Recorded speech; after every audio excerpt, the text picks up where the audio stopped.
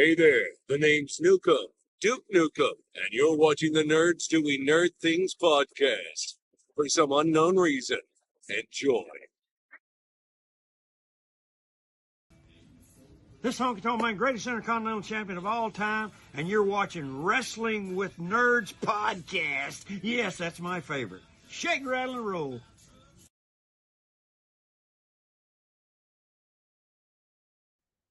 What's going on, wrestling nerds, and welcome back to the Wrestling with Nerds podcast. We are going to break down some of the big points and big storylines out of the Mr. McMahon documentary. We're going to talk about some current event stuff going on.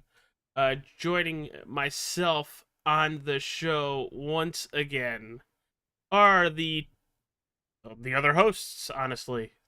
The other half of J&J Security, TJ Barnier. What's up, pal? What's up, brother? Sorry, you said that. And What's up, brother? And the guru, Mr. Amish, Ryan Fry. What up? I'm telling you, if he's Amish, he's on Rumspringa. Dude, so where do you want to start? Do you want to start with this documentary, or do you want to start talking about TJ's already eating? So TJ, take the eating away. Hey, yo, main event Jey Uso in the house. Champion, Intercontinental. I gave him no shot to win.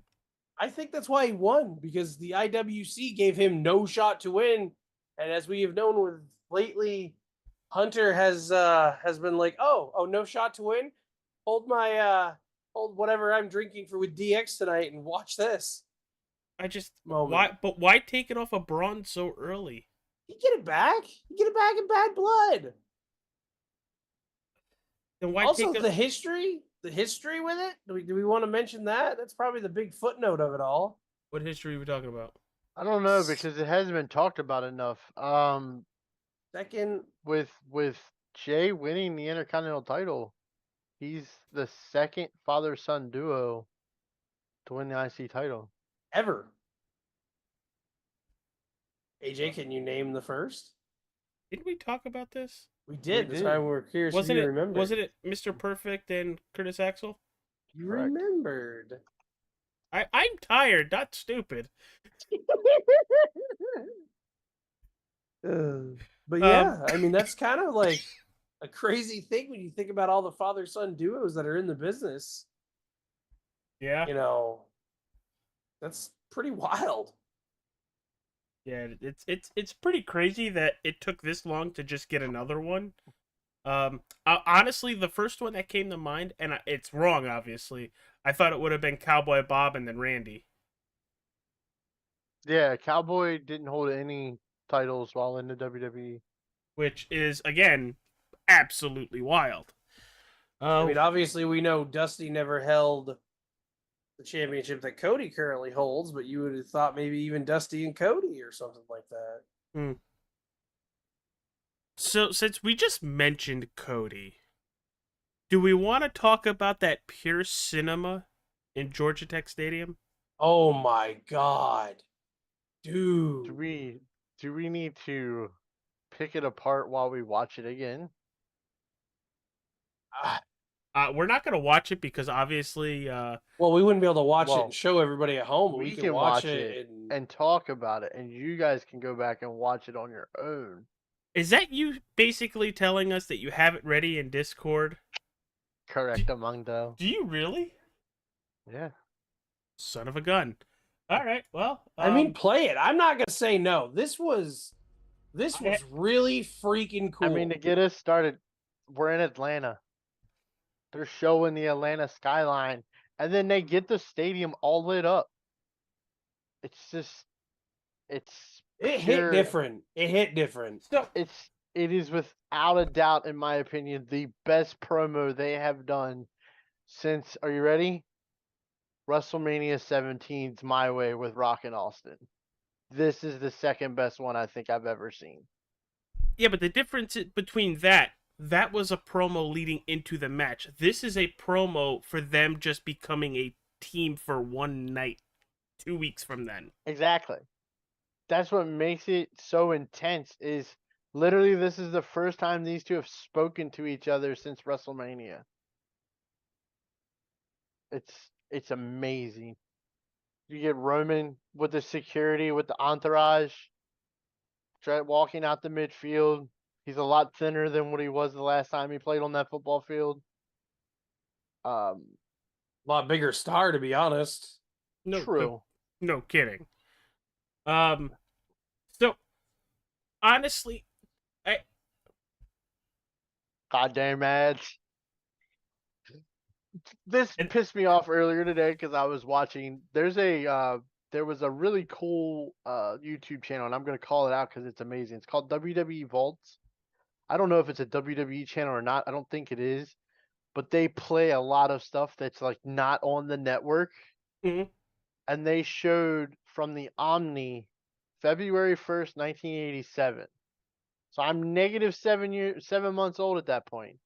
A NWA show from the Omni, and I melted over it today. I was so happy. I was like a kid again watching it. It was amazing. So, Ryan, you mentioned the cinematic of this. How apropos is it that Roman shows up in all black cars, and Cody shows up in a white Mustang? Is there any, because you were talking about WWE, were you just encompassing all of wrestling when it comes to this being the best promo?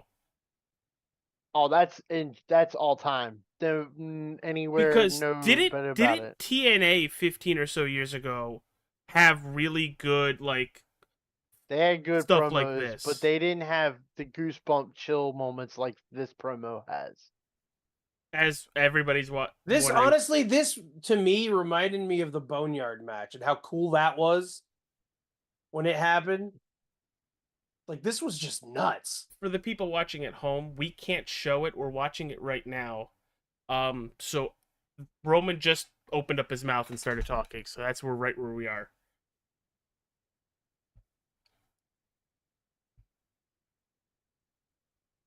And you know Oh the my funny God. thing is I can remember watching him on ESPN, like thinking, oh, and they would talk about his football heritage or his family heritage in wrestling, and I thought, oh, cool, this guy will be in wrestling someday. It took me a solid year of Roman Reigns to realize that that was the same guy I was watching on ESPN. Yeah. Wow. But it's funny because his only claim to this town is playing football there. This right here, he mentions the stadium, the football, all this. It's all his. And then he goes, "What have you done for this city?" And I was like, wasn't, yeah, like as you mentioned, wasn't center stage the Omni down? Because we've had this conversation multiple times beforehand. As much as Roman thinks this is his town, this is a roads. Georgia, Atlanta is roads country. And then you went back to the beach. Damn. Ooh, and he hits him with the my home line.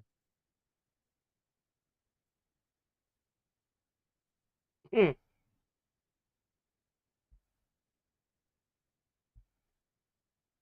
It's just Why can't this is a personal gripe with YouTube. I will watch 5 minutes of ads before I watch the video I want to watch. But doing shit like this, and no matter what the product is, I instantly want to give you the like I could give a who your product is anymore. Go die. I hope it dies. I hope it falls off a cliff. I mean, I pay for YouTube Premium, to be honest with you. And Roman's right. Cody's got nothing to win out of this.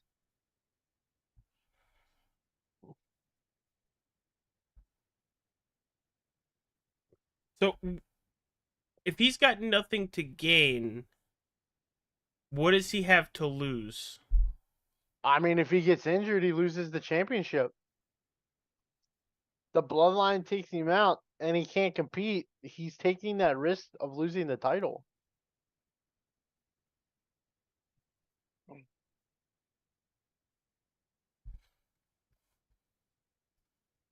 And Roman's dead serious and true about that. He's not the champ. He's not the leader of the bloodline. He has nothing to lose. No, he doesn't. and that makes him even more dangerous. That's what I said. He doesn't have anything to lose. Cody has everything to lose.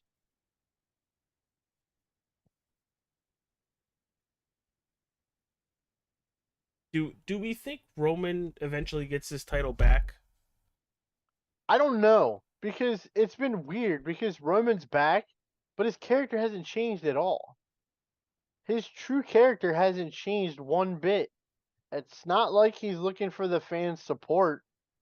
So he doesn't have that face Roman, Nobody but he's has getting. it. Yeah, but he has it. He's not asking for it. I mean, let's not forget they were asking for him.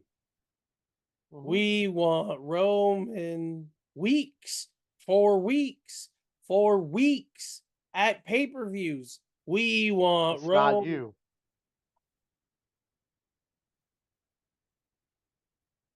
I love the Georgia Tech, by the way, the GT in the background. Fuzzed out, but there.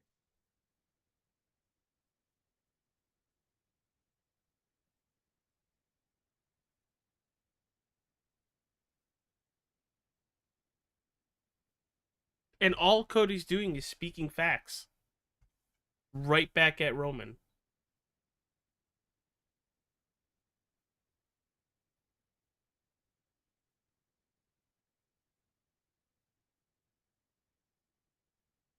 Honestly, that was a line for me that stuck hard because he just told Roman, "You are literally nothing at this point, but what was in the past. You're not the main event. You're not the guy leading the ship anymore. You've fallen off the ship and you've climbed back on. There's now a new captain in charge and a new sergeant in arms or whatever you want. As in, Solo's now the tribal chief and Cody's the champ. Roman is just Roman now."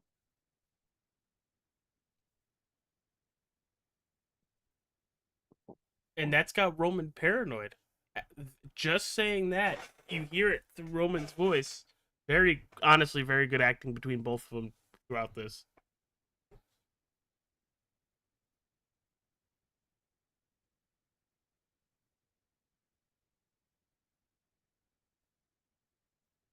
Ryan, is this like a different form of like mega powers? You know what I think of when I see it, oddly enough, and you're gonna go, I'm a nerd. This looks like Iron Man and Captain America in Civil War. They hate each other, but they have to work Hate each together. other, but they gotta get along. Nerd. See, honestly, I could see Cody dropping it to Roman, and then Roman battling The That Rock. that was the best part of this whole promo. That changed it for me. Roman thought he could tell Cody what he's gonna do and walk off, and Cody stops him and tells him that it's not his to take anymore. You're in my Love this way part. in life.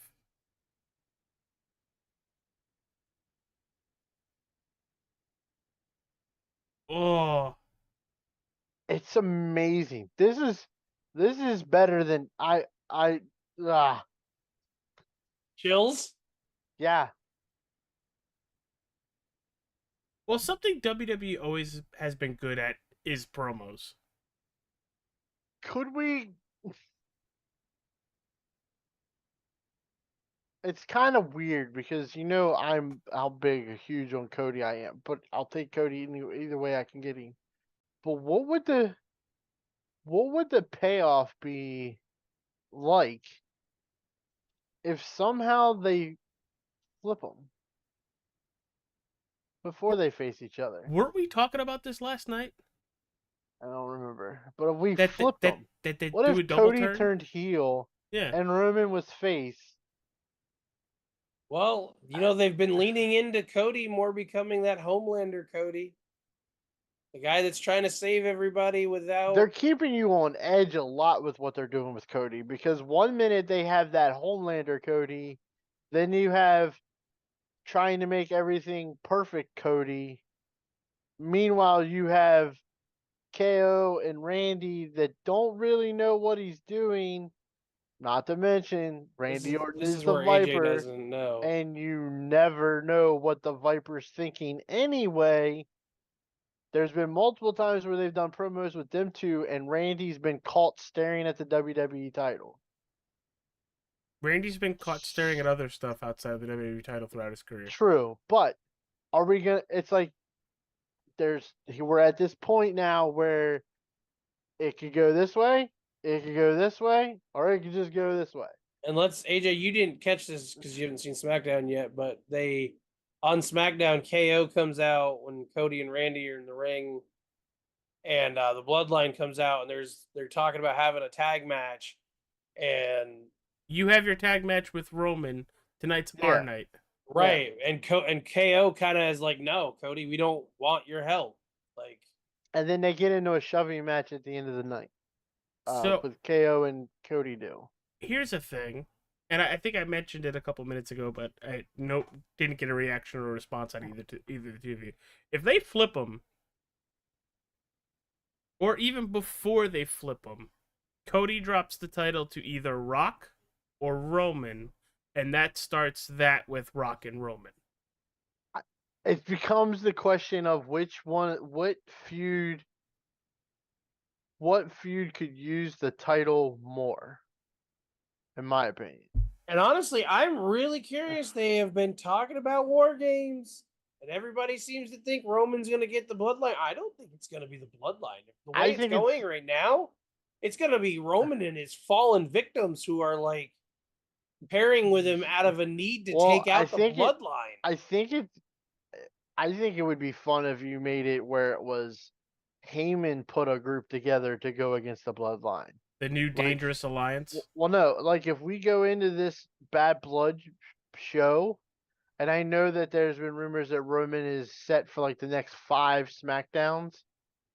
But if we go into this pay-per-view and the Bloodline single out Roman and take him out completely. The thing I saw was he's booked all the way through the end of November. That would be the next 4 or 5 SmackDowns. Which would be the end of War Games. Yeah. If you were able to, like, take him off at some point and have Heyman trying to put a team together to go against the Bloodline, and Heyman is going to each individual one of them, and it goes to Cody. And I don't know if you'd get KO and Randy involved.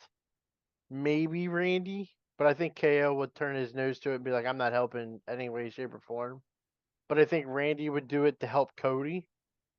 Or even you make it a team of Paul Heyman guys, which would be really interesting. Roman, Punk, Cena. Cena's not a Paul Heyman guy. No, but I'm saying in general, just Brock? the people. Well, that'd be the payoff. That would be like the last entrant in.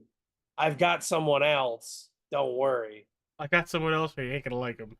I mean, you could consider Cody a Paul Heyman guy. I would consider him a Paul Heyman guy. Paul Heyman definitely helped. That Paul Heyman was him and Dusty were so tight that I would consider Cody a Paul Heyman guy. But I mean, you could do it that way. I mean, I don't think you're getting Bloodline versus Bloodline like originally thought, because hell, they haven't introduced a new character in months. It sounds like Tonga and Tama's brother is actually going to go to NXT first, not the main roster. Oh, speaking of coming to the main rosters, can you give me a little background on the Lucha Brothers? You talking about the two from AEW? Yes. Penta and Rey Fenix. From what I've heard, they've not signed a deal yet. Phoenix has like an extra month added to his contract because of injury. I think they'll come to SmackDown. They're fun. Penta by himself. I mean, he was the TNA World Champion at one point. Is he the one that fought Chelsea Green? In that crazy match? Yes, and that was in Lucha Underground. Yes, that was Penta. Penta is the one that looks like a skeleton. The black and white. If you remember correctly, like one of the early AEW bits was he missed his flight, or Jericho had missed his flight, and Penta was substituting for him, and they did the whole Diamond Dallas Page La Parka thing where it was Jericho under Penta's mask and not Penta. I think it won't take them long to pair them two with Andrade. Andrade and them are very close. He's already doing the skeleton face thing. Well, we had this conversation. That's part of his characters from Mexico before. They did work together in AEW as well. I would not be shocked if they don't put them together on SmackDown. They're a definite threat for the tag titles. Rey Fenix is Rey Mysterio-esque. He likes to fly. I think if you bring him to SmackDown, because SmackDown needs tag teams more than Raw does. I think. Them versus the Street Profits would be really good to see. I feel like those guys in Montez would be really fun to watch. They're good talent. I mean, I like Penta more by himself than at a tag team, but they are, I think, legitimate brothers and they like working together. It'll be the same. It'll be the same shtick we get every time an AEW person comes to WWE. Although I don't call either one of them AEW guys. They came from Mexico. They were in TNA. So once they get over in WWE, it'll be well, they were AEW first. Bullshit. Who cares? But they're gonna be fun whenever they finally do come along. So CW gets NXT on Tuesday. Sorry. Goes back to network television. Is there a rumor that they're going TV-14 with NXT? That's what I've seen. I saw the rumor, but I thought we were already there. I thought Raw was already coming in at TV-14. I don't think so. I could be wrong. People on the interwebs people see that rating thing and they're all like, "Oh my god, they're gonna go back to the way it used to be." They're probably not. They're just going from USA to a network television channel. They're gonna go to TV-14 to allow for some things to occur that they couldn't allow to go for under the banner in USA Network. There's not gonna be much change. I don't think You're not gonna see blood all the time. You're not gonna see cussing all the time. You're not gonna see tits and ass everywhere. We're also gonna have Dom in a cage. It's still gonna be. That's bad blood. Bad blood. That's gonna be interesting. But I feel like Dom's still gonna get involved. He's gonna drop something out of the cage. It's literally the shtick for every shark cage match that there's ever been. This isn't a new concept. It's just a concept that they haven't used since the late '90s. They've had No, didn't they put Enzo was in a cage. Yeah, and Enzo slipped out. Oh yeah, I forgot about that because it's Enzo and I don't care. And they also had Ellsworth in a cage. Yeah, but he has no chin to get. He can slip right through the bars. He has no chin. Love you, Ellsworth. Him and Carmella had something. The best one I remember. The best one I remember. There was one with Lawler in the '90s, and he kept talking about how he was afraid of heights and afraid of heights and afraid of heights for weeks. And they get him up in the shark cage, and he literally makes his nose bleed while up in the air because he's afraid of heights. It's great. I think it might be a Madison Square Garden show. Of course. I can't remember if it's a pay-per-view there or not, but yeah, he makes his nose bleed and everything because he's afraid of the heights and everything. I saw Heyman was in a cage at one point. A walrus in a cage. That would be interesting. It's gonna be protruding throughout the sides. I don't think Rhea's walking out with the world title, unfortunately enough, but it doesn't matter to me because it's good to see Rhea come to the ring, wrestle. AJ Styles set to return? Yeah, Vince Russo said that AJ Styles and Jimmy Uso were pretty much done for in WWE because they had nothing else left to give an offer to the company. Boy, was he wrong, bro. Because AJ's coming back next week, and I've heard that Jimmy has showed up at a house show.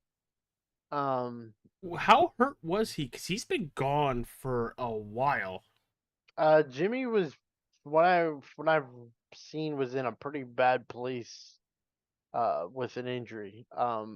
So mentally, all that's fine. Just bad place injury wise. We're not talking uh, about like mentally bad place. he could have been in it. I mean, injuries can play mind games with you too. So I did see where Rikishi was asking for thoughts and prayers for Jimmy and his recovery, but I know that we'll see what he was at WrestleMania, and then the SmackDown after Mania was where they took him out. He got his head ripped off. Yeah, so it'll be interesting to see what they do with Jimmy. Do you take him? Does you move him to Raw? Do you keep him on SmackDown? Do you move him over with Jay? Does he embrace Yeet or is he still no Yeet? I did see where somebody said that Jay's Intercontinental title will have some blue in it. The globes in the Intercontinental title are painted blue. To go along. I didn't hate that match.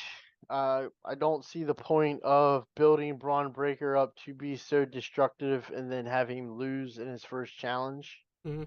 or pretty much his first big challenger of somebody he hasn't faced already. Because I think he did defend it against Sammy a couple times, and I can't remember if he was challenged by Dragunov or not. I don't really pay attention to him. So I don't know what this means for Braun. Uh, I mean, his character's over. He's definitely over as a heel. I was kind of hoping that they were going to steer away from Jay and kind of put Braun in the mix with the other two Brauns. And that would be like a really interesting triple threat match between Strowman, Reed, and Breaker. But I guess they decided not to. I would say that this probably eliminates the chances of uh bow down to the Yeet becoming tag team champions, or all Yeet, however you want to call their new tag team. I don't see them winning the tag titles now that Jay has the IC title, but I could see the Judgment Day in a if Jay and Braun have a rematch, I could see the Judgment Day taking out Jay for Braun to get the belt back, and just story wise. Speaking of Judgment Day, did you happen to see the Easter egg during the Judgment Day's backstage promo on Raw? I missed it. I I did. figured I figured Why do I feel it CJ has would something to have, do with Alexa Bliss? because it does. Evidently, on the back behind them on a box was Lily the doll. Although it's really hard to make it out if it's actually Lily or not, because it just looks like gloves laying It's a on a desk. doll. You know you can see that it's a doll, but you can't exactly tell what it is. So, and then evidently, I didn't check it, but the QR code that came up in the Wyatt family or the Wyatt Sixes promo thing evidently points fingers to Finn Balor. So I'm is already the done with them. is the Wyatt's next move Coming for the Judgment Day. coming for the Judgment Day? Dominic, who's already turned on two families. I don't know, but I agree. They got to do something. They got to spike up the Wyatt family, or it's gonna sadly, I think it already has. and I don't mean this in a bad way, but it'll die a slow death. I am. I will go take a piss the minute I see that they're next. I have no. I don't care anymore. I will after their entrance. Their entrance music's pretty sick, so I'll wait for that to get over with, and then be like, Just a slower version of Braze. and then it's the same song. I know, but it's slower. You mean it takes longer for the music to hit? Yeah. Yeah, but I like the drum cadence type thing at the beginning. That's what I like. Let's not forget the last time we saw Alexa Bliss on TV. Uncle Howdy was speaking to her in the ring, and she was questioning life. I'm glad you remember that, because I completely forgot about Yeah, I what don't remember Howdy either. ever did. That was the last after she had lost the belt. I believe it was to Bianca. Lost her attempt at winning it. Uncle Howdy came over the Jumbotron and was like, "Hey, you think you're in control? Are you really in control?" And Yeah. Then Alexa went away for her small little issue she had that turned before we into a 9-month issue. finally go into the documentary, one last thing, Ryan, and TJ, if WWE gets rid of Def Leppard, Def Rebel, like it's rumored, and that they're gonna start using licensed music, once again, do you think that is going to help out with a lot of superstars being able to pop more? Like, um, a lot of these wrestlers now, I've heard like DIY and a couple others, they all sound exactly the same. If they start using licensed music, do you think that helps a lot of these superstars um, gain a little bit more notoriety? I guess. I think I think what if they're gonna get rid of the people that are making the music now, which I completely agree with you. There's times where the music hits and I'm like, I have no clue who this is. Which one is this? Yeah, until So you like you see the can name. yeah, until you can read the Titantron. I think honestly, my personal opinion is that if you're gonna get rid of them, you need to go back to the OG when it comes to ring music, and that's the guy that created every music soundtrack that we all love in old WWF now, and that's Jim Johnston. I thought you were gonna say Jimmy Hart. Well, Jimmy Hart came up with like Sexy Boy and a couple other ones, and a lot of WCW music was Jimmy Hart, but I mean, Stone Cold is Jim Johnson. The Undertaker is Jim Johnson. Kane is Jim Johnston. Um, The Rock is Jim Johnston. Those Why did they get theme away from songs him? are. So I Um, thought he basically had it for life with what he's well, done. we're gonna get into that after you watch this documentary. You realize how fecal that that's the wrong word to use, but Is it fickle, though?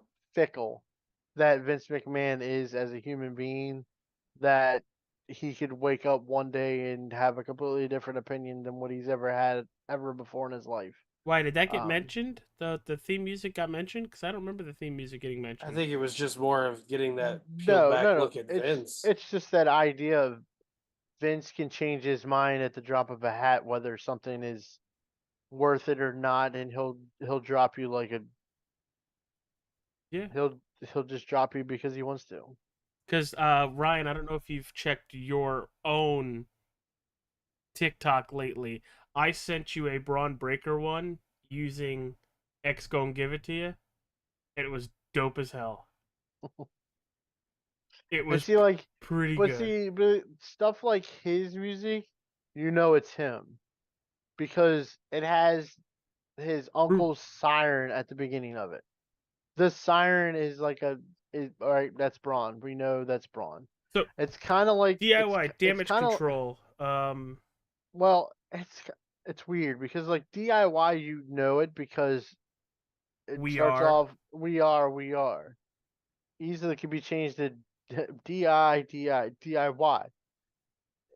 There needs to be a catch in their theme songs that catches your attention, as in the Legion of Doom with Hawks, What a Rush, the Rocks with Do You Smell with, you know it's the Can you Rock, dig it, sucker? Or the glass or, or shattering. the Glass Shattering, or the Gong, or those type of things. You don't get that in the new music. Bianca Belair, I can't stand her. Don't really like her ring music either, but you get the whips before her music starts, and you know it's Bianca. Jade Cargill, a storm is coming. You know it's Jade. Charlotte, Wrestling has more than one royal yeah, and family. Charlotte's music starts with the flare type music, and then it says "Bow down to your queen." Where the hell Those is type, she, by the way? What are they she's waiting for? they're making sure she's 100% healthy. Plus, Like, you gotta have a place for her. You don't want to just bring her back and have her come back. I mean, I'm watching Bailey and Naomi fight for a number one contendership this week. Going, I've seen this for a title, and it wasn't interesting then, and it's not interesting now. You know what the coolest part of that match was? Bailey ducks underneath the rear view move that Naomi does, and it was like, oh wow, I was not expecting her to I duck thought you under were going that to say the truck. fact that Naomi was dressed up like an Uno card. And the heel look that she gives walking out of the ring, I'm waiting for that to occur. But yes, it was. I think she hit a draw 4 and Bailey pinned her. Lose a turn or something. skip, She skip, got skip, she skip. got Respect skipped. me, respect me, respect me. Uno, win. All right, let's get into this documentary. So this documentary for everybody watching at home on Netflix just came out. I binged it day one. Ryan binged it day one. I'm assuming TJ probably watched it with Ryan at some point. We pretty much binged it day 2 again. This By the was. way, Do you by the remember way, your by- thoughts before you watched it? Just out of By the way, curiosity. I binged this thing at 2:30 in the morning the day it came out. I started playing it and watched the first 3 episodes before I went to bed. And I think I messaged you too, Mm-hmm. like that morning. What do you mean, TJ? Before I actually What were give you a little. expecting going in? I was hoping that they were gonna touch upon on the sick fuckery that he is. Okay. I got what I wanted out of this documentary, and I'll tell you why I got what I Let wanted out of this me documentary. give everybody the little bit of a wraparound with it. Came out last week.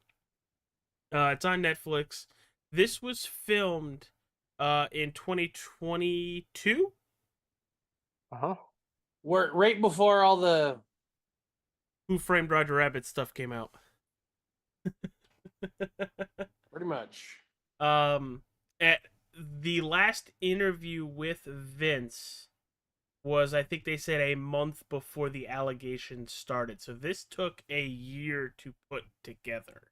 Well, they actually said in the thing, the last interview, they were getting ready to film it when the allegations released. Yeah, but they never did the last interview because of the allegation. Yeah, they Right. didn't do the last interviews. Like they were set up to do it. You literally see Vince get in the ring, sit down, and they're like, the news broke as we were getting ready to film this. The final interview. But they got him, the Tony Atlas, Triple H. Here, I'll run down the list.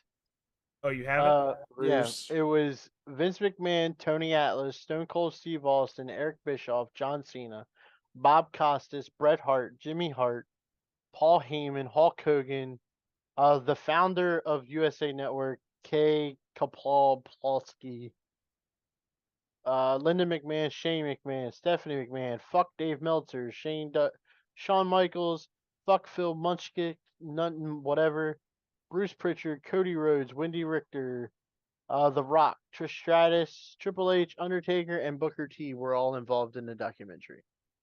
Well, miniseries, however you want to call it. I got what I wanted out of this documentary. And that was? For years and years and years, all you ever heard was other people saying, Vince wanted it this way. Vince likes doing it this way. Vince wants it done this way. Vince did it this way. Vince wanted to do it this way. This documentary, he answered those questions the way he wanted to answer them. You got Vince's answers on topics that we never got his answers on. We always got it second-handed. I didn't think we were going to get any revelations out of this documentary. Some of the things he said were creepy. Especially the whole thing about his thinking of 2 different things, and they said, well, what's the one thing? And it involved sex or something. It was like, dude, you're like 78 years old. Shut up. I had no clue about the incest angle. I knew about the incest angle. And you got to remember, and if you watch the documentary and you really pay attention to Vince himself, you as a human being have that ladder of, I guess, ladder of love is the way to put it, I guess.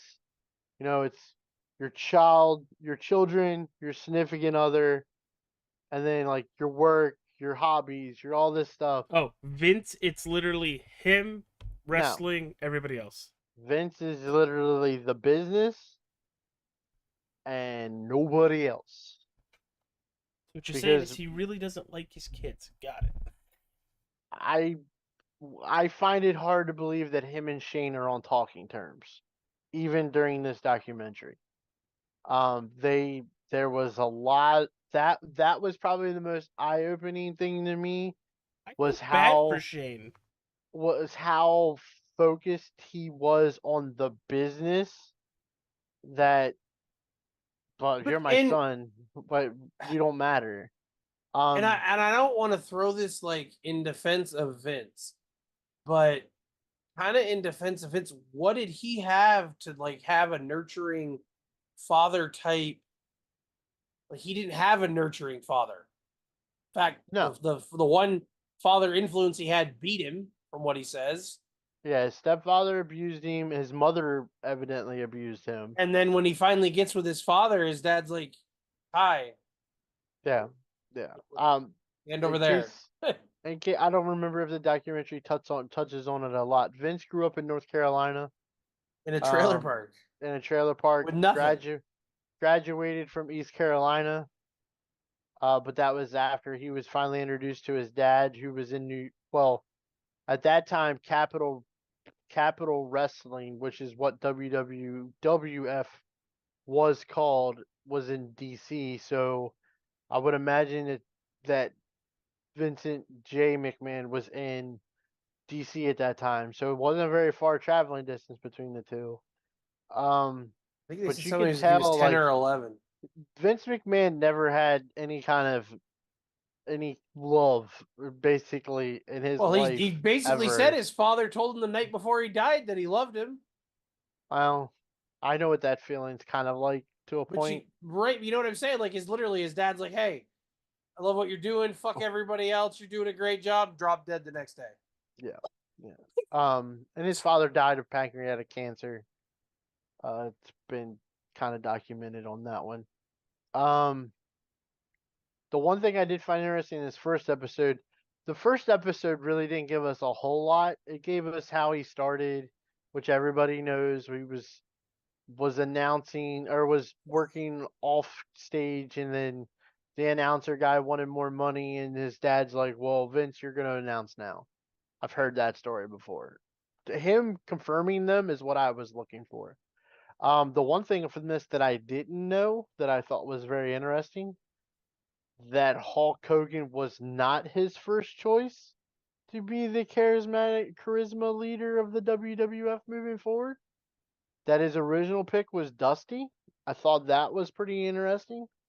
I did not know that. I would have Dusty. It's kind of funny thinking about it that Dusty was his guy, knowing that all you've ever heard is that Vince was a body guy. And the last thing you think of Dusty is a body guy. Yeah, no kidding. Um, yeah, so like that part didn't disappoint me any. Um, the first one basically builds you to WrestleMania. Um, the whole 2020 John Stossel thing, that was well known. Um, I had heard that Vince never said the stuff about taking him out from what I've from the other stories that I've heard. I think it was more of a, man, I wish somebody would get rid of this guy out of the locker room. And then Uh, the one guy did. and then Dr. David Schultz slapped the shit out of him because he said he thinks it's fake. I mean, think about it. If you worked hard your whole career to keep things going, hold on. Yeah, we want you to stay around, Ryan. We If don't you want you to worked go anywhere. if you worked your whole career to build this facade, and somebody walked up to you and said, "I think it's fake." Well, I mean, it is the 80s, my guy, and you get away with a lot of stuff in the 80s. I'm going to smack the shit out of you too. Yeah, he didn't get away with it though. You tell me if it's fake. I'll tell you if you think it's fake. Tell me if this is fake. And I mean, And then John Stossel, of course, says that the doctor said that I'm going to be partially deafened this year. Well, tough shit. What's the famous line? You play stupid games, win stupid prizes. Yeah. I mean, FAFO. you walk up to a 240-pound wrestler and tell him, "Oh, I think this is fake." Like what you do is fake. Slap the Wrestler shit that's out of probably you. on roids and kind I of mean, raging. think about it. and- Think about it. If it was Haku, he would have bit his nose off. Spit it out, then looked at him and said, "You think this is fake, brother?" I mean, that's what would have happened if it was one of the other ones. So, John Stossel, you win the dipshit award of the year, or of forever. Can I just say one of my favorite parts of this whole thing, only because I've watched it with you now, is how they talk about no holds barred. I must have missed that. They mentioned it. Right as Hogan's I think jumping they talk up about on. they talk about it in the second episode. I don't, dude. I'm gonna tell you right now. I don't remember exactly what every episode was, but they did mention when they did no holds barred. Hogan wanted to go do movies, and Vince saw it as a way of keeping Hogan around by going and doing a movie with him. They did no holds barred, and they claimed that they wrote it in a day or two in a 2.5 days in a hotel room. I mean, I could see them coming up with again. Stop right there, because Hulk Hogan's gonna get crucified because he said that him and Vince wrote it in 2 days, and it's what it was. I would imagine they wrote a summary of an idea of what the movie was gonna be, folks. Fuck sakes, man. I mean, Christ. I mean, it's just annoying. Well, remember, there's not a lot of lines in that movie. There's a lot of. There isn't. There's not a lot of lines in that movie. But I like Bruce Pritchard's thought of it. He's like, no holds barred. It was a movie.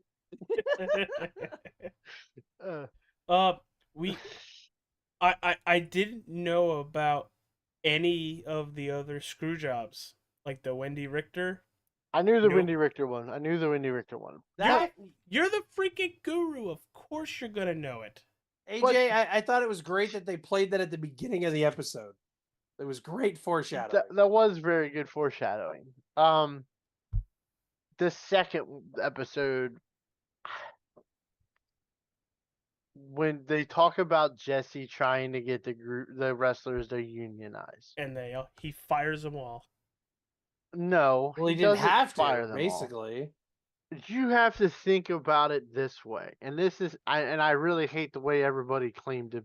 Oh, Hogan stooted him off. Hogan went and told Vince. If I am the guy that is you have to think about it this way.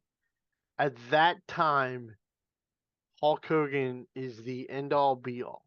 He is the top guy, and they're still on the upper trajectory of this Hulkamania. And he's the locker room leader.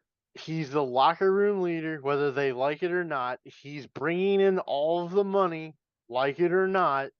They're getting paid because of him. And if you're booked on you wanted to be booked on A-Towns because you knew if I'm booked on A-Towns means Hogan's working, which means we're getting paid because you got paid off of the house. You knew you were getting paid. 93,000, dog. 93,000. Yeah, fuck Dave Meltzer. And so the point making there is, if I'm that top guy and I have that responsibility on my head, and you can't tell me Hulk Hogan did not know that was his responsibility. I'm the guy that's the top dog, and everybody that works on my show is getting made top dollar. If you wanted to unionize, you're going to take money out of everybody else's pockets.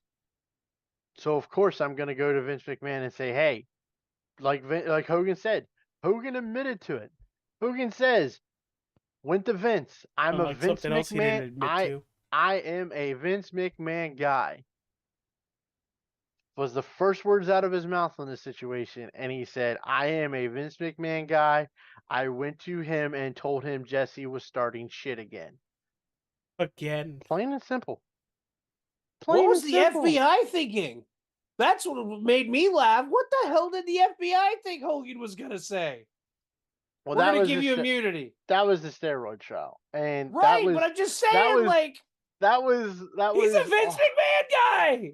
It's that's But definitely at that point, he's not with the WWF anymore. yeah, He's with but WCW. he's still loyal to Vince no They matter what. buried the bodies together. You ever heard that song? If I'm Yeah, going they down, you're buried the going down bodies. too. Yeah. Motherfuckers buried the bodies in the same hole. What the fuck you think? Vince, Hulk Hogan will always be a Vince McMahon guy, whether they're at each other's throats or not.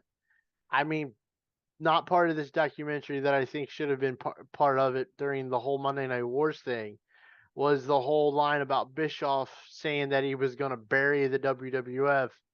And Hulk Hogan, Kevin Nash, and Scott Hall, all three looked at him and goes, "You are messing with the wrong guy if I thought you it think you're was. gonna bury him." I thought they I talked don't about remember that. that being used, but I remember that being said before. Um, so I don't blame Hogan for going to McMahon and telling him Jesse is starting shit. I've never understood this part, and I may be wrong out of it. And to the guys that I know that are in the wrestling business, I apologize. Maybe I'm just dumb to it. But if you're at that level in the wrestling business and you're an independent contractor, which is what you are technically, I never understood why they never carried their own insurance. It couldn't have been that expensive. The money that those guys were making, they should have been able to carry their own insurance. I could be wrong. I am an independent contractor for my business and I carry my own insurance. I pay my own insurance. Granted, we have things that help you out more now than they probably did in the 80s and the 90s for it anyway. But we get into the 90s, we're talking about you could be the curtain jerker every single night and you're making upwards of $175,000 a year. You can't tell me on that some kind of insurance plan? Who are we talking about here? With messaging that, like talking about that. Well, that's the whole point of them unionizing was it would have gave the Oh. boys insurance, it would have did all this, it would have done all that kind of thing. I just never understood that part, and maybe I'm just blind to it. When it gets into the They healthcare zoomed on stuff, I don't Jesse. know it. Like after it all failed, they just like do that one zoomed in shot, and he's like, it was hilarious to me. And it's funny because when you hear Jesse talking about it, he's like, "Oh, I knew about it because when we did the defamation part where they asked Hogan if he's the one that told Vince, and Hogan said, "Yeah, I was." So, who cares? I don't care. So that steroid trial, let's talk about Hulk Hogan once again. Apparently Vince told him to tell the truth. Oh, when he did the interview and he Yeah, there was a time where multiple wrestlers were going on Arsenio Hall show, which TJ may remember. AJ, you have no clue. Arsenio Hall show was. I know who he is. Yeah, but the show was over before you were even born. The Arsenio Hall show was like the #1 late night show on all television, like of the 90s. Like the old people tuned in to Carson, the younger group turned into Arsenio Hall. it was like, well, was it Carson then or was it Letterman? Well, it was Probably Carson Letterman. and Letterman, and then 92 or 93 it became Leno. Right. But like Arsenio Hall He was the cool guy. yeah, he was the whoo whoo woo guy and all that kind of Basically, stuff. I mean, Fallon is He kind was of hip hop. He literally had Jason Voorhees as a guest on his show. He had Freddy Krueger as a guest on his show. Freddy actually talked to him. Jason just kind of sat there. And you have to think about it this way: Hogan's ego, as well as his pocketbook, was pretty big at that time. He's the guy. He's the main guy. You can't be. I can see his point. You can't be the good guy and lie. Or you can't be the. I'm not sorry. You can't be the good guy and tell the fans you did something wrong. You have to keep face in the point. And But then he you had should've all listened those to other Vince. wrestlers come out and say, I injected him. I injected him myself. I Well, gave it to number him. one, the first one was Superstar Billy Graham. I know you're dead, but you are the whiniest bastard I've ever seen in the wrestling business. You bitched about anything and everything you could until they put their hand out for him, and then he was like, "Oh, okay, I'm WWF again. I'm WWF again. You guys are the best ever." Um, I forget who else said that they injected him, but like they hold no valor to me. Um, when Apparently, Bret Superstar, Hart did steroids. everybody did steroids. They weren't illegal in the 80s. Everybody did them. It's like the steroid era in baseball. Everybody was Yeah, doing it. you're not getting tested for it, then it's legal, not illegal, blah blah. There's that gray area when it came to steroids. Um, but I think Hogan just, I can't be the good guy and admit that I did this bad thing when I'm telling you guys, say your prayers, take your vitamins, and believe in yourself. Oh, he was taking vitamins. You dick. But yes, he lied on the Arsenio Hall show after Vince told him that he should just tell the truth. Um, damned if you do, damned if you don't in that moment. There were Still a just, couple I damned just if you do, damned if you don't Um, in this series. Cause the FBI man, just I cannot believe what were they thinking is gonna happen. it's kind of funny because, like, you think about it, they're like, oh, well, Hulk Hogan gets made fun of for telling lies and not telling the truth. The dude outsmarted the federal government. Yeah, basically. I mean, I think what he said was the truth to the matter, but literally he outsmarted the federal government to get immunity in case there was something that came out. Can't do anything to me. I have immunity. What are you gonna say? What are you gonna say? Don't worry, I got you. I'll say what you need me to say. Yeah. The steroid trial, it was a witch hunt. I think they say it in a documentary. They never really had a full enough evidence to get Vince on anything because it wasn't the idea that Vince had steroids. The trial was that Vince was selling them to his wrestlers after the fact, and that was not the case. No, it was all the doctor that he didn't even want brought in. He was appointed. Well, yeah, because when they did their shows in Hamburg and Altoona, the PA athletic directors, you had to have a doctor on staff. But that was in the 80s where you could get steroids. You could tell them what you wanted. The whole Vince would have them and then sell them to the wrestlers. That doesn't make sense. I could see Vince saying, "Hey, pal, you're looking a little. You might wanna, you know what I mean?" And then the wrestler goes and gets steroids. But it wasn't Vince selling them the steroids, and that's what they were trying to get Vince on. Do I think the one thing on that I thought was The funny was neck the neck brace. color. Oh, it was to get sympathy.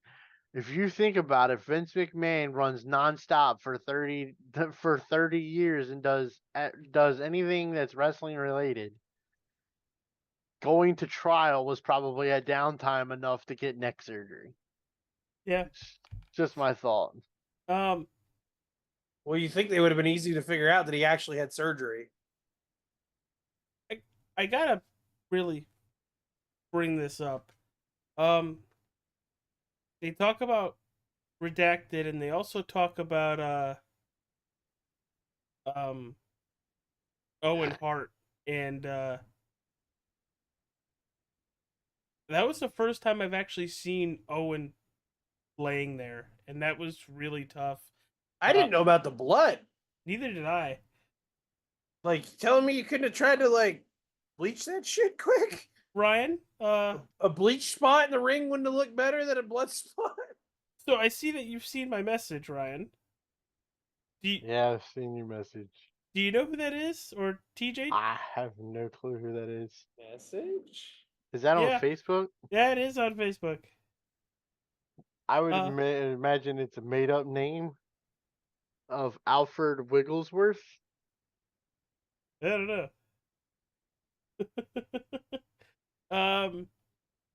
But Ryan,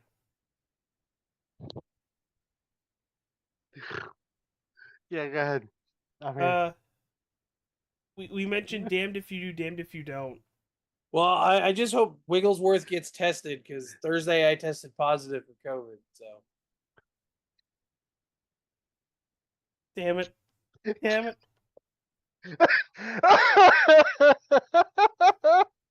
Yeah, we've lost it. It was a no-win situation for Vince with Owen. Hindsight, Click on that dude's profile. I'm afraid to. Um, what do you think should have happened there? Do you think they should have canned the show? Because I do think Vince is 100% truthful. If it was me, I'd want them to scrape me up off the mat and keep going. further, the part I think about it that he got right is that nobody saw it. It happened while they were dark. Now, granted, we've all been in the arena when it's dark. Maybe it was darker then, but like if it had happened like today, we would have seen it. Like we would have been like, "Oh fuck." So I assume it was darker back then. Oh yeah, but imagine the lights weren't nearly as bright as what they are now for like our. You got to remember, our shows when there's dark, you still have the lights from the Trons and everything. And back then there was no Trons. There was just a stage, like an entranceway, and that was it. They had a Tron, but it It was was a it was a was just a projection Tron, projection. not an LED. Um, I don't know. I mean, even whether they were dark or not, the lights come back on, and there lays Owen Hart in the middle of the ring. Well, by the sounds of it, he was being the moment he hit, he was being attended to. And because To a too, point. if you look, the part of that I was paying the most attention to when they were talking about it was like while they're sitting there and they're talking, with JR's talking and trying to explain what's going on, and like they're showing footage, and the people in the arena aren't like horrified. They're not like, oh god, they're not like nobody really like they're like, okay, he's down in the ring. That's to them. He could have came out and collapsed in the ring, and they wouldn't have known the difference. Yeah, but if you put two and two together, you hear there must have been enough lighting that JR was able to see what happened to Owen because he's cutting the promo on the video part of them showing the Godfather Blue Blazer matchup card thing, and you hear Jim say, "We have a problem out here, guys." Well, And then he's and what then you're 3 feet hearing, from the ring. yeah, but if it's dark, you don't see what hit the ring. You don't have a clue what it was. I mean, I assume they knew what was supposed to be happening, so he Yeah, I would probably knew. imagine. Like, And then Bruce is like, Owen's in the ring. Well, what's Bruce? Well, Owen's being told Bruce is being told Owen's in the ring. What's he Well, doing in the ring what's already? the hell's he doing in the ring already? I think you should announce to. I mean, the bad part about it is what do you do as a business standpoint? From a business standpoint, I should say, what do? You refund everybody their tickets and have there's the the thing. You've show already got again? paid. You've already got paid. Yeah, you can't send everybody home and give them a rain ticket. Not to mention, damn well there's probably people there that won't be able to come back.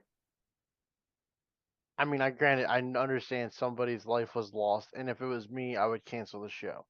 But as a business standpoint, you have to run through all of these things in your head in micro minutes. Well, And just answer this question. Do you think they did what they did was right? Yes or no? no. AJ? No. I don't have a problem with it. I What don't. I while think hold on, while the people there didn't see it, for them to come across on pay-per-view through JR and say, we've lost Owen Hart due to that accident in the ring earlier. That's where well, them not I would telling. imagine maybe at the end of the night they said something. They The only never thing I told. had an issue they, with is they should have done something with the blood. They should have bleached it. they never did anything to the house crowd. They never told the house crowd what happened. Those guys didn't know until they got home. It's not like they had Twitter. If they'd had Twitter, this show is done immediately. It's over. If that show happens today, it's canceled right there and then. True. Well, again, you have Twitter. Like everybody, you announce to the home crowd, Well, people in the arena are on Twitter this- going, "Oh this- fuck, hey guys!" this day and age, somebody has that on film and it's everywhere already. So You know, thank God it's not this day and age. Right? I mean, look Um, at. I just point to the night we got Bin Laden and what it did to that baseball park. Well, you gotta think about it this way. Think about it for this way, TJ, because you said you didn't have a problem with it. I don't. For the time. But I don't. but also think about it this way, okay? Think about the guys in the back for a minute You're sending his that never friends get up thought there. about. Well, I don't agree with how they pretty much wheeled him Well, right no, by them. just think about it. As much as we know about the mental health Brotherhood. of people now, think about those guys. I mean, literally the next promo they cut is Jeff Jarrett, who is Owen Hart's best friend, and you can tell he ain't ready to wrestle. Well, anyhow, but you if gotta anything, think. they should have maybe considered the talent in the decision. True. Hey, They should have go to the locker room, guys. What they Do we should wanna put have this done, on? and this is what I would have done. To make that decision on my own by myself is impossible. I literally would have came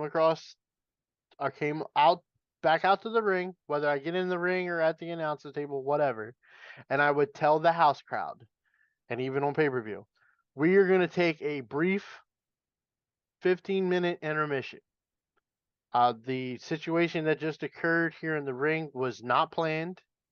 Very serious. It's a very serious situation, and I would, in 15 minutes, we will let you know whether the show will continue or the show will be canceled.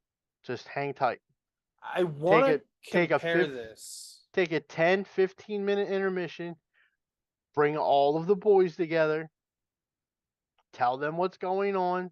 I mean, it was Brett was told that they drug Owen's dead body in front of everybody and into the ambulance. I doubt that was the case. But bring everybody together, get your figureheads together. So it's 1999. So your top dogs are Hogan or Austin, Taker, Foley, Rock, and Hunter. Oh yeah. Never mind. 99. So that's your top. That's your 5 big guys. Bring them together. Tell them what's going on first. Then get the rest of the boys involved and figure out what you want to do. Let them decide. If the boys decide we're not going out there again, then we're not going out there again. I'll eat it. As the owner of the group, owner of the company, I'll eat the loss by sending everybody home. That's what should have happened at Over the Edge in 1999. Just out of curiosity, but what did they do when Lawler had his incident on live TV? They kept you informed. But the show went on. But there was no commentary the rest of the show. Yes, there was no commentary the rest of the show because there was no speaking on the matters of which. And I think you can't. I think that's kind of that area where you can't compare. He had an episode at ringside and was rushed to the hospital, whereas Owen was literally killed in the ring. I mean, he was dead before he left the ring. Well, they pronounced him dead, but and I it mean, was completely, and it was completely unexpected. I mean, Jerry could have died. I mean, let's not. He was also hidden behind the. As soon as it happened and he got slumped and they got medical attention to him, they escorted him out and they went to the hospital. But I'm just saying, it's a very similar situation where he happened to pull through. Even then, do you keep the show going? I mean, the same question could have been asked for that one. Right. That's what I'm saying. I mean, did they run? They ran the rest of the show. The biggest thing that comes into my head about that whole situation with Owen is you have those guys in the back that have to deal with the fact that they're one of their friends, the most comical person that they know, that keeps them while on the road, gives them their break that they need from being on the road, just died in a ring, and you climb in the ring and you step into that corner where boards were broke and there's blood and that kind of thing. What did that do for everybody's mental psyche at that point? That's gotta fuck with your head. I mean, I think Austin has said that, stepping on those boards and hearing them crack, they were broke from his fall. It's just a shitty situation that, was it mishandled for the time? No. Nowadays, that would not have happened. One, nobody would be coming out of coming out of the top of the arena that way. All the times that WCW, especially watching it right now with Sting, you imagine one of them times if his thing snapped? Like when him and DDP went up? It was the best. Well, see, that's the thing. When WCW was doing it with Sting, they were using like the Disney prop department or the Turner movie prop department to do all of their stuff. Like they used shit they know wasn't gonna fail. They used real people with real stuff. This whole thing with Owen was like a whim. Like they showed up at the arena and they had this idea and they went and found what they needed. Keeping in mind the guy he's in done charge it before. Well, he's done as the some different ones. Some different ones, but not from that height. And you gotta remember, the guy in charge of the stories was not Vince. Well, it was Vince, but it wasn't McMahon. It was Russo that was in charge of stories. So, and then of course you find out that it was the vest that failed. It wasn't any wrongdoing by the WWF, which Brett made sure that, once he was told by a police officer, there's no foul play because he thinks mob mentality was in the WWF, that we're going to kill Owen because of the shit you pulled during the screw job. Kind of leaves a bad taste in my mouth. I love TJ's perception of the screw job. That was a valid point that he made talking about the Montreal screw job. I think we all are in favor of, you do the job or fuck you get paid the consequences. Hunter said it. And I think it's the he's best not gonna quote do the I've job, heard. We're going to make him do it. Hunter said, fuck him. Do it for him. I didn't, but back to the screw job. I had no clue that there was others before Brett. I didn't know. There's always going to be like some. 100 years, but I think Leilani Kai is the only one that stands out. Or not, Wendy Richter is the one that stands out to everybody. You, as the Macho Man Randy Savage always said, you win them in the ring, you lose them in the ring. It's that simple, guys. It's a business. Do the job. Granted, Shawn Michaels has lost the vacant more than anybody else in the history of the business because he didn't want to do jobs. I know a lot of thought went into, well, Brett wouldn't drop it to Shawn, but who's to say if you took Shawn out and you made it The Undertaker, would Brett have done the job? I think Brett would have done the job to anybody else but Shawn Michaels. At that point, but that's where the story was. Would you have switched him out with Taker for that night? I would have. If you're gonna go that route, you need to do it 2 or 3 weeks beforehand. There wasn't time. Well, no, there was plenty of time. And not to mention, this is post Luger. Post Luger. Well, Vince knows that Brett's leaving. Vince knows Brett's leaving way before Survivor Series. Vince helped Brett leave. He said, "Use this in your negotiations." He helped Brett knowing that he couldn't pay for it. But you had to know in the back of your head that Brett was not going to lose the belt to Shawn. He should have built the story different. That would have solved the problem, allegedly. There was so much hostility between the two of them that there was no way you could have booked Brett versus Shawn where Brett was going to let Shawn pin him to take the title. Yeah. That's what I'm saying. Someone should have taken Shawn out of the story. like literally taking him out. Well, yeah. I mean, or you could have played the feud. I mean, you got to remember. Spoiler alert for our '97 year for us, but it was Shawn versus Taker at Bad Blood in that Hell in a Cell match. The winner of that match is what got the title shot for Shawn at Survivor Series. You could have easily played it the week or two before Survivor Series where Shawn loses to Taker and now it's a triple threat match. Put Taker in it, make it triple threat, and have Taker beat Shawn or Shawn beat Taker. Brett doesn't take a pinfall and loses the title. But the other part of that that's kind of funny is a triple threat match concept it only came around since September. So it was a new concept for the WWF. I mean, this is one of those ones I can say I was watching that pay-per-view live. Mhm. I was a Shawn Michaels fan at the time. Drove my dad nuts because I'd do the whole pose right in the kitchen, and he'd be like, "You're an idiot." You can't. You would. I bet you can't stretch down that far now. Want to bet? No. Nope. Nope. I've fallen. I And don't know if I can't get back up. I get down. I don't know if I get back up. That fall, I But, can't get. Well, that's too damn bad. You know, Hunter said it best. You either do the job or we do it for him. And I like how they swore that the three of them swore to secrecy. No matter who asks, no matter what they say, you knew nothing, Jon Snow. When was Alundra Blaze? Was Alundra Blaze before this or after this? Thunder Blaze was before this. Thunder Blaze would have been She would have walked out with the belt. 96. Okay, And so that this was was the year because before. that was literally because she was in Japan defending the WWF Women's Championship, and Vince decided to pull the plug on women's wrestling at that time in the WWE because there was only three of them.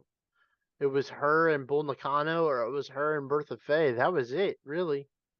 So she's in Japan and gets a release, and she's got the belt still with her, and she goes and puts it in the trash can. You got to remember, different times, different ages. Luger's that working point in for the- WWE without a contract, having That- one signed for WCW. Dude, I that just time saw Rick period- Rude. That's gonna happen too. Yeah, that dude, that time period, man, it was When did- dog eat dog. Can I tell you, between too? WCW and WWF. Watching what, like listening to their 97, basically the Monday Night Wars like comparison, and being like, oh, the whatever 63, 83 weeks, whatever it is, like the shows were that much better. And then us being like in the middle of this review of it, and I'm thinking to myself, were they really better though? Like, was it? Or was it just new and shiny? Well, it definitely wasn't new and shiny because all the old guys were in WCW and they were winning. But that's It what. was- But it's it wa- new and shiny to WCW, But the new, like, and it's live, It's- and it's. I it's just. it's unfortunately the one thing that I'll agree with Meltzer for is that WWF had to create new characters, and they created new characters. This documentary was literally the untold story of the WWF, in my opinion. Yeah. There's not a whole lot that's The general synopsis for me is Sure. I didn't like. I learned some new information, but it didn't change my mind about anything. I really could care less about them going public. It didn't make a difference to me. Watching it then and watching it now, it didn't make a damn bit of difference to me whether they went public or not. Like I don't know what the reaction they were trying to get out of us fans with this documentary was. Like if they were trying to get us to hate Mr. McMahon, but I don't. I didn't. I never I didn't have. have. Vince McMahon is still the most influential figure in professional wrestling ever. He'll never not be. This documentary doesn't change. Is he a shit human? Sure. That doesn't. But that I mean, and I say that shit human. I don't. Sorry, I don't mean to disagree with the guy in here in YouTube, Facebook about Vince was not treated fairly in the documentary, and they confused the Vince McMahon character with the Mr. McMahon character. But I think the problem is, and it's kind of the same problem that Hulk Hogan has, is where does Vince McMahon start and where does Mr. McMahon start? As Or where does you Vince ask Bruce where Pritchard, he's the does same guy. where Vince ends and Mr. starts? same thing with Hunter. Hunter says it too. But then I some don't of them say they're completely different. I think it's kind of the same thing. Where does Terry Bollea end and where does Hulk Hogan begin? You know, There's you hear you got to Bruce go, remember "I got these. Mr. McMahon tangents, and they were real." Yeah, you got to remember these guys, wrestlers wise, 80s wise, they led two different lives. There was the live of the persona of the character that they were, and then there was their real self. And how much did their real self and their character blend together and become one person? And in theory, that's what these guys had to become. Um, I do feel like some of the editing made Vince seem like a non-emotional person whatsoever. And you've seen, I think Vince's problem was he took to his wrestlers as sons, Mhm. because you've seen the relationship between him and Taker, and you've heard many of them say that they have a father-like relationship with Vince, but Shane kind of wasn't like one of those ones. Because why? How much was Shane really around when Vince was in the heyday of the WWF? I mean, once he became a teenager, he started going on the road and getting the codes and being the referee and all that kind of stuff. But he was working with another group of people the whole time. He was working with the ring crew. It's not like he was under Vince's wing the And entire the ring time. crew had a uh try to phrase this properly. Somebody on there that enjoyed the company of young people. Yes. Some of those allegations, I mean, I don't know. I'm not speculating. I mean, I've seen the Phil Donahue episode that they're talking about where the one guy talks about I wouldn't sleep with your vice president and I was fired in 2 weeks, and Vince said, well, you were doing a bad job, that's why you were fired. It's Vince McMahon. We all see how much he flips on a dime. You probably were doing a shitty job. It's just timing wise you got fired. You think um there is anybody that should have been on here that wasn't? Flair comes to mind for me. no, because Flair wasn't around. Flair was in WCW. Flair was not in the heyday part of the WWF Well, yeah, to but what does matter, Tony Atlas know? And they're still talking to him through the whole freaking thing. because Tony was a vital point of the '80s. And I Right, mean, of the 80s, but they're still talking to him up through the well, Attitude you Era. gotta think he was there in the '80s. He was there in the early '90s. He wasn't there in the Attitude Era for a little bit, but he was back in the 2000s with Mark Henry. And he I still mean, understands the business. yeah. I mean, And are they throwing I salt in the wound with the Pat Patterson stuff? I don't think that line needed to be put in. Just say you don't like Pat Patterson. The whole thing. I mean, they spent a good little bit on that.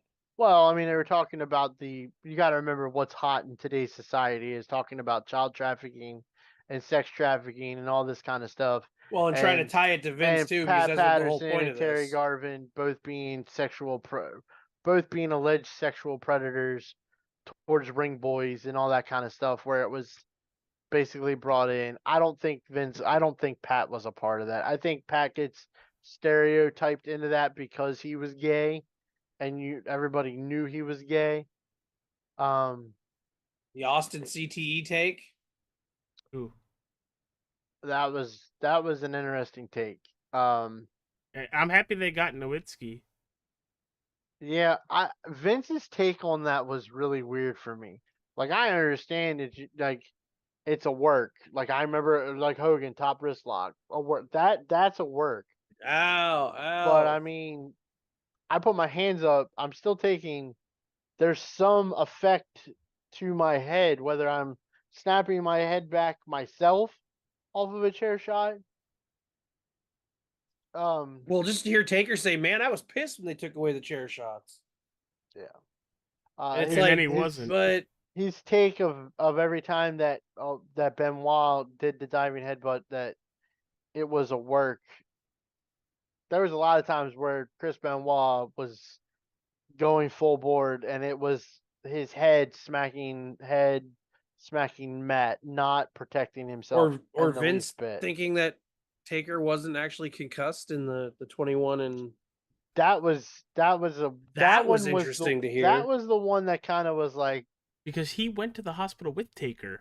exactly, and that's why I was like, And he goes, I think Taker was just confused because we told him earlier, and that's another switch of the switch of the moment. Taker well, was he supposed to makes win it until sound that like morning. he made it sound like because they switched the finish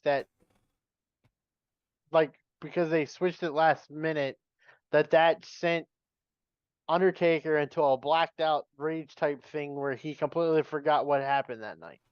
No, I think it's because he got knocked out, dog. I think that's how that works.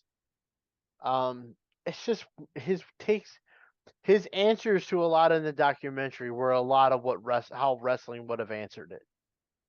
That's kind of was a problem for me. Like you didn't get Vince's honest opinions on him. You got Vince McMahon, CEO of WWE, defending WWE with the answers. Kind of like he did with Bob Costas and Armin Katea, that led to breakouts and fights and arguments. Was when he's defending the WWF, he's gonna look at it as a work, not a shoot. I just saw his takes on that, and Austin's takes on that are weird because I I think the problem is Austin's had so many concussions that he's forgotten he's had concussions, because the only one he talks about is when he gets dropped on his head by Owen. But Just watched it. But Vince drilled him in the back of the head with a steel chair. That if you look at the back of Austin's head, he has like what looks like a sack on the back of his head. It's a blood pocket that was created because Vince hit him, and he said this in an interview too. And the top rib of the your chair's over there. I would use it as a, but like the top part of the seat caught on caught Austin at the base of the back of the skull, and that's what it busted him open. You can't tell me you took a chair shot like that and not have some sort of concussion. You've had more than one concussion. You know what I mean? Like, I'm granted he may not believe in the CTE stuff, and that's fine. That's his own right to believe it.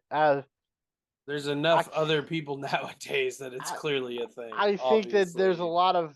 I think sometimes there's a lot of other factors other than the abuse factor in those CTE scans.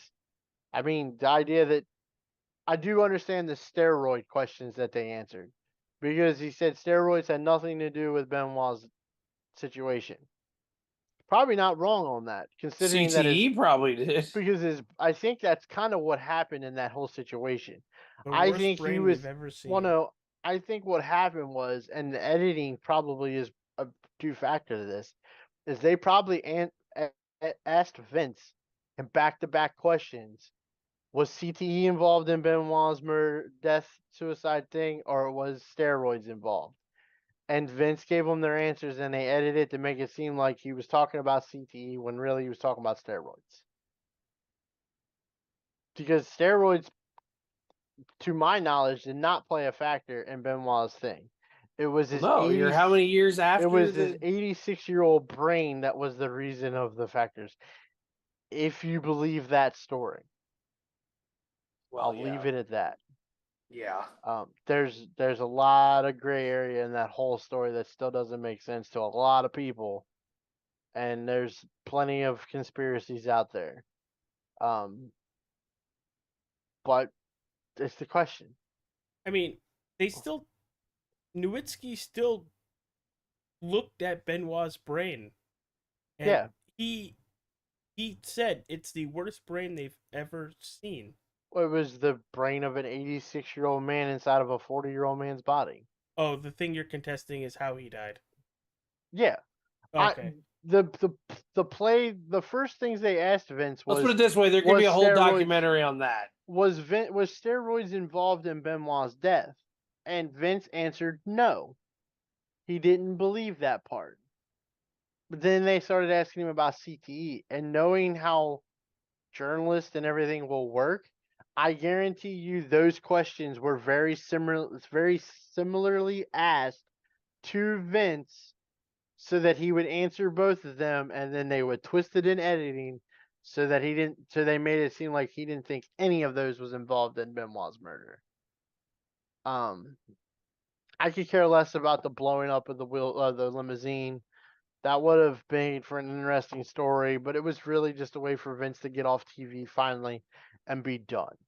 The Shane O'Mac thing was mind-boggling to me. And it really made me think of Vince as a fucking shitty father.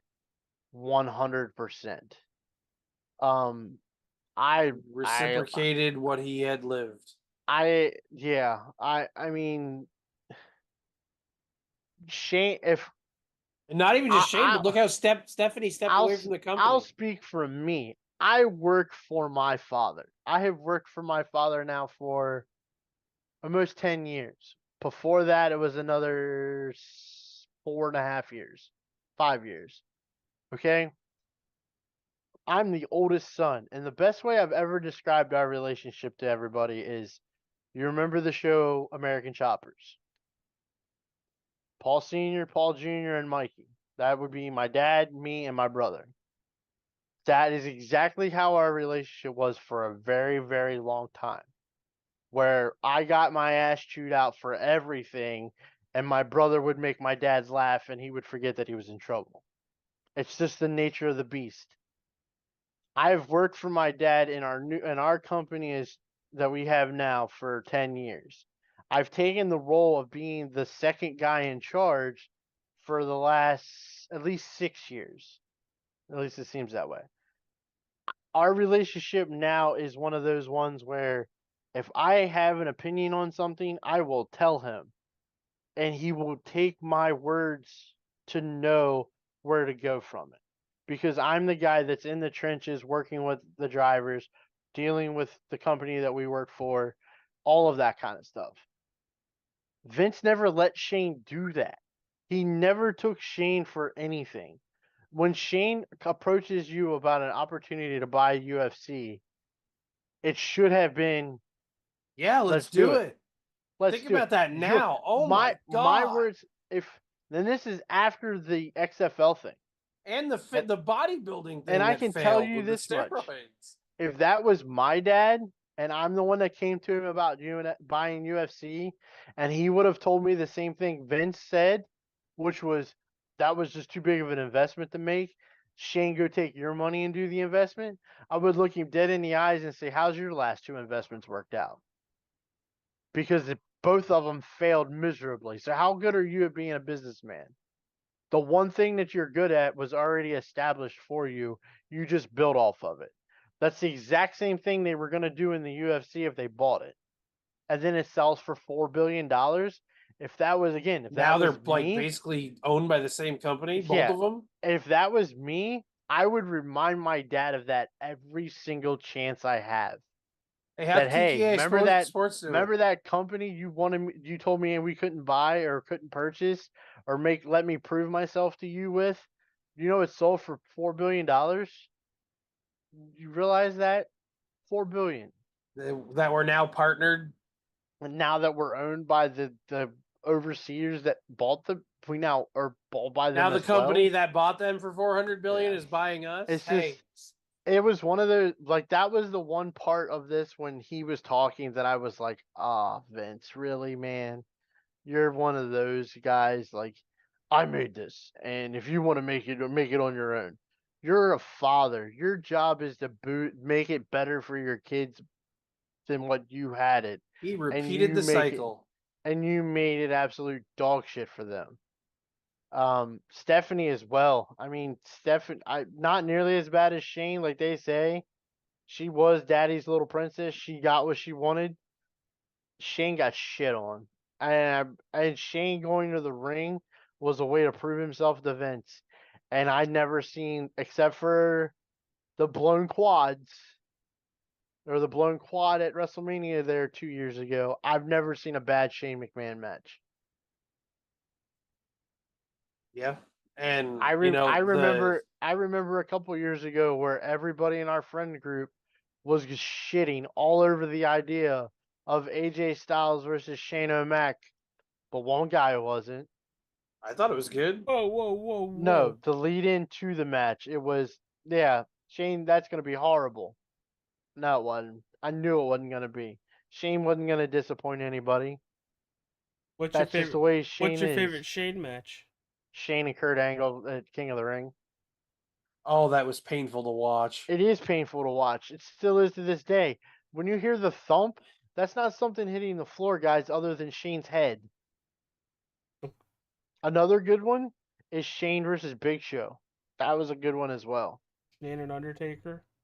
Shane and Undertaker was very good too at Hell in a Cell. If it, Shane Kevin let's Owens. not forget, Shane McMahon was the guy that retired the European title the first time.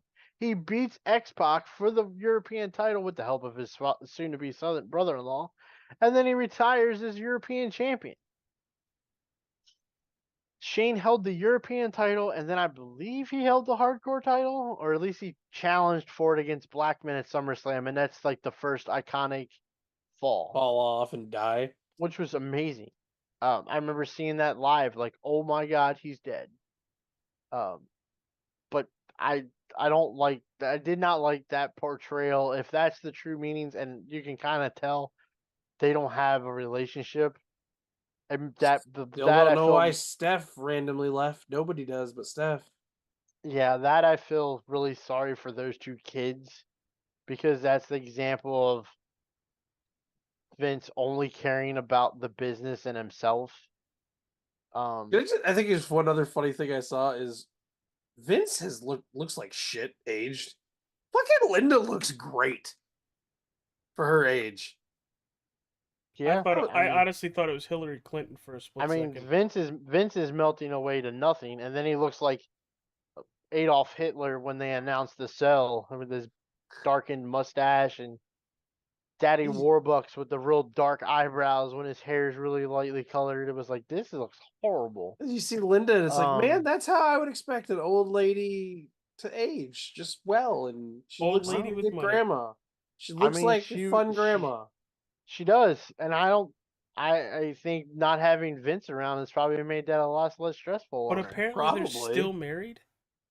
Well, I think they're married because, I mean, they got married so long ago. What kind of prenup is there? Right. If they divorce, they have to split assets. If they stay together, she has her assets from the WWE And with him sale. gone, too. Yeah, with He him sold gone. he sold all of his assets and stakes into the company. I guarantee you she didn't. Um, And she's probably getting a cut of that. I've heard that, I've seen reports today, it came out, or yesterday, that Vince is working with Kevin Dunn to film a rebuttal to this documentary. I mean, I don't it'll have, within like the first 5 minutes, it's a Kevin Dunn production, because in 5 minutes it'll have 5,483 cuts, different camera angles. I think if Vince was smart, he would just shut up and let it sit there for a little bit and stew Mm-hmm. before he makes a statement on it or does anything on it. I think he should focus on his trial, or his lawsuit, whatever you want to call it. Um, I have my own opinions on his lawsuit. I think I've voiced them a little bit here, but I'll keep them to myself. Um, Either way, does he become Redacted Part 2? No. I don't think you can make him Redacted Part 2, because everything that you're gonna, anything and everything from here until the day it goes out of business that it says WWF or WWE, the person you're gonna think of creating it is Vince McMahon. Yeah. without a doubt, unless they launch a huge campaign with Hunter and make him the focal point. When you think of WWE, WWF, you're gonna initially think of Vince McMahon. I mean, the first 40 years of WrestleMania, well, 39 WrestleManias, those are Vince's. I mean, yeah, he's not gonna go away. But one thing he has made sure of, though, and it was always said for years about, oh, they should put Vince in the Hall of Fame, and everybody kept saying Vince will never put himself in the Hall of Fame. I don't think Vince has to worry about going into a Hall of Fame anytime soon because I don't think he's welcomed. Which is kind of funny if you think about it. Like the creator won't True. get in. The only way they'll ever put him in Post. is the that legacy thing they do where they take like 5 or 6 guys that have been way past and they do it in a promo and put them in and don't talk about or don't let them talk. That's about the only way you'll ever get Vince McMahon into the Hall of Fame. And I don't blame him. Final thoughts, because we're already looking at an hour 40 and it's 12:30. I'm looking forward to the end of this year. I think the build for what the plans are for the road to WrestleMania is gonna start taking shape. I don't think we're done with Cody and Roman. I don't think we're done with Cody Rock. I'm hoping for the Randy heel turn, and I'm hoping for Randy and Cody with the new TV 14, if that's what they're going to be when they go to YouTube. I'm looking forward to them getting really, really personal. I want that feud Like Stone Cold Brian Pillman personal? Like Randy Orton Triple H personal. Yeah, but that match sucked. Like Shawn Michaels, Bret Hart, Sunny Days personal. I want for whatever reason, I want Randy Orton to drop Brandy with an RKO. I'm happy you said Brandy and not the baby. Even worse, I would even like him to see him drop an RKO on Mama Rhodes. Just to get it that personal. But could he punt the dog? Could he punt the dog?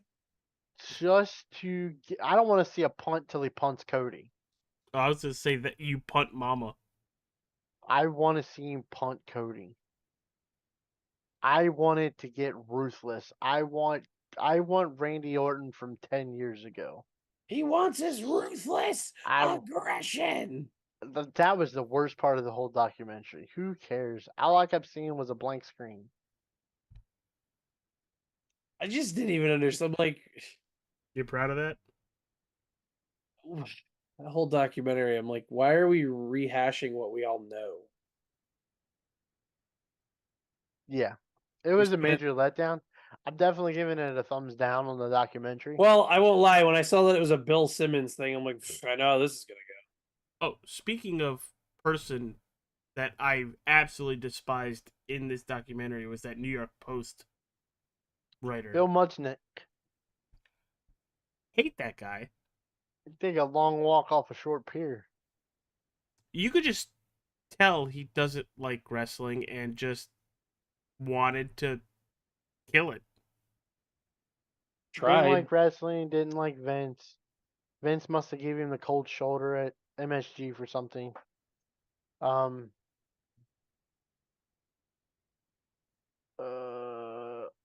Richard Belzer and No Holds Barred was funny. I mean, the look-alike.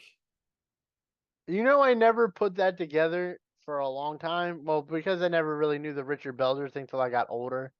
But then when I saw that stuff for the first time, the Belzer part of his talk show thing, and then I watched No Holds Barred, I was like, all right, I get it. Dude, the fucked up part is Mr. T's talking to T. He's like, let me know when I should let him go. Well, the best part is, personally, I saw that, and every time I would watch Law and Order SVU. or SVU, when Munch would show up on TV, I would just say "fuck you, Belzer."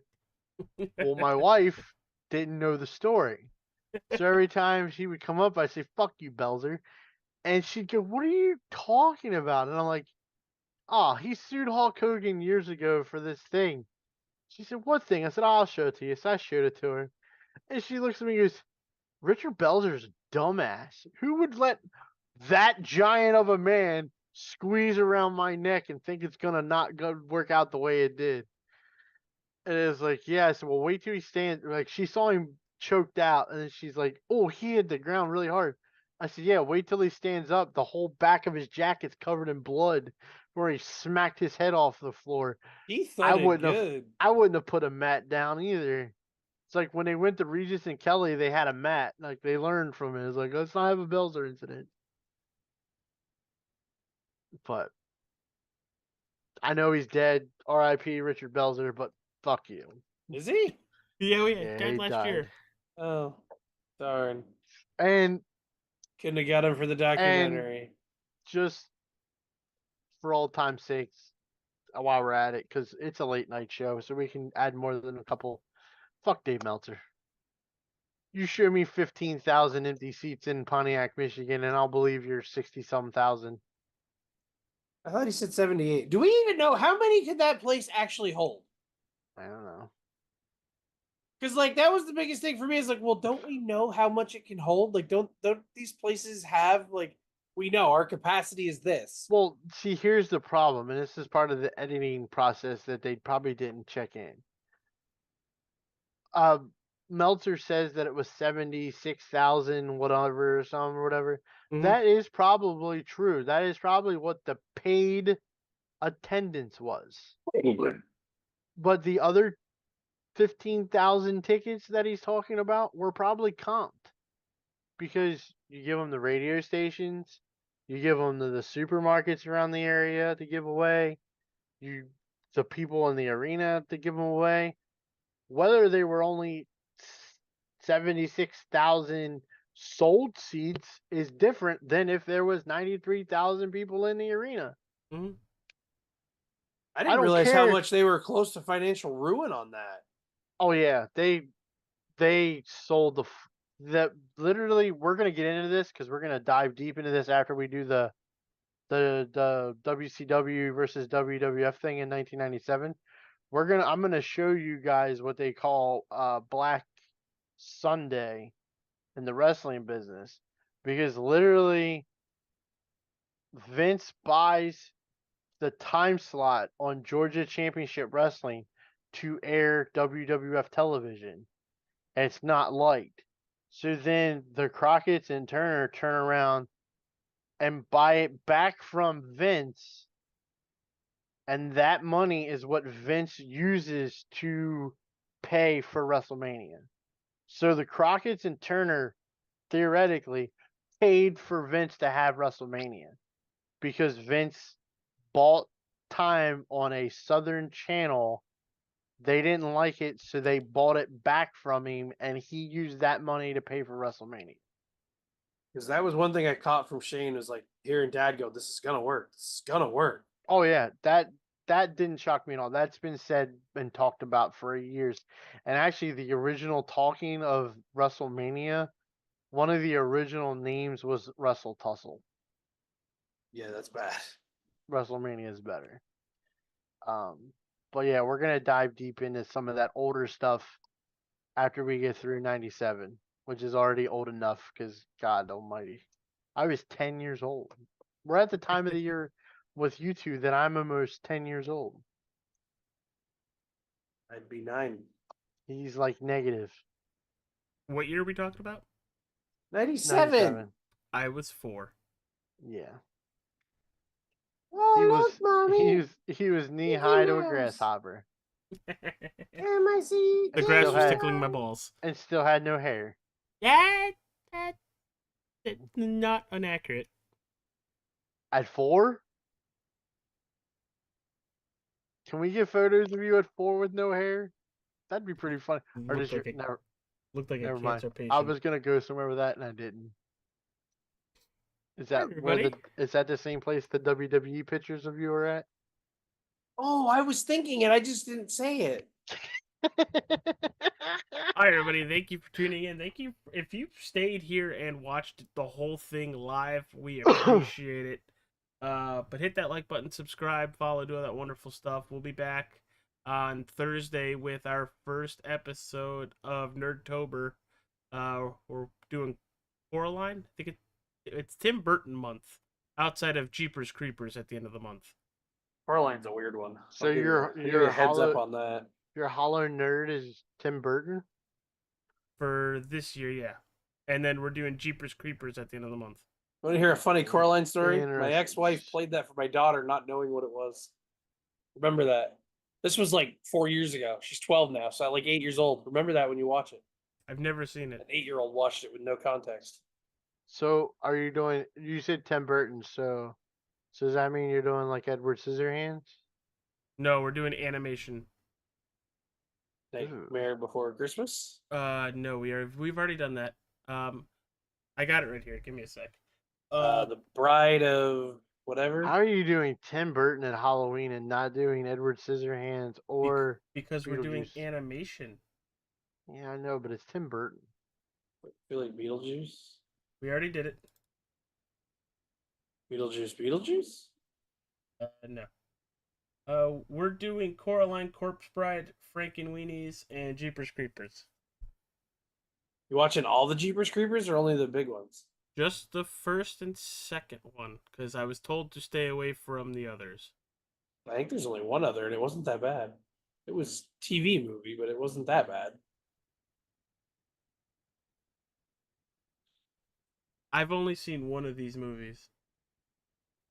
Oh, looks like I've you have a seen lot to none watch. of them except for Jeepers Creepers. I haven't seen Coraline, but I know what happens in it because my 8-year-old daughter explained it to me. That's concerning. What one of the better parenting moments? I will give you that one. Oh boy, that's probably not good. I've also never seen Corpse Bride. I've never seen Jeepers Creepers, but I've seen Frankenweenie, and that poor dog was dead. Corpse Bride's got a cute story. Mind you, it's Tim Burton. All right, everybody. We'll catch you later. Catch you somewhere. Peace. Yay!